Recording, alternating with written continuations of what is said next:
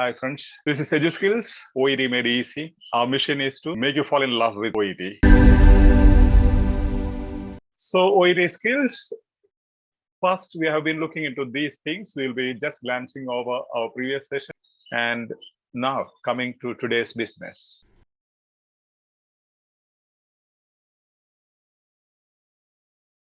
What is the evident strategy being used here?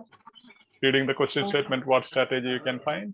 Immediately to go into the answer, to locate the answer. I am asking about the question statement. Yeah, National Health and Medical Research Council. Means, and if there is a name, immediately you have to swoop into the place where the name is mentioned in the paragraph, right?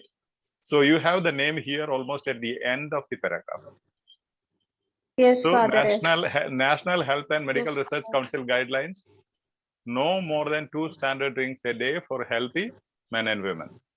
So here you have to start reading from that. Anyone who wants to drink should stick to the National Health and Medical Research Council guidelines.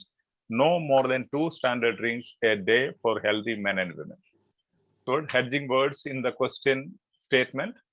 NHMRC, that is National Health and Medical Research Council, and function suggests function of the language.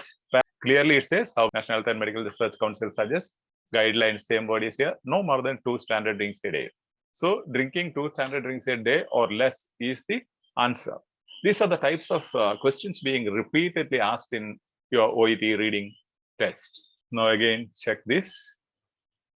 See, National Health and Medical Council guidelines. This name clearly tells you, just search for the name in the paragraph. It can be an organization, a person, or a device, whatever.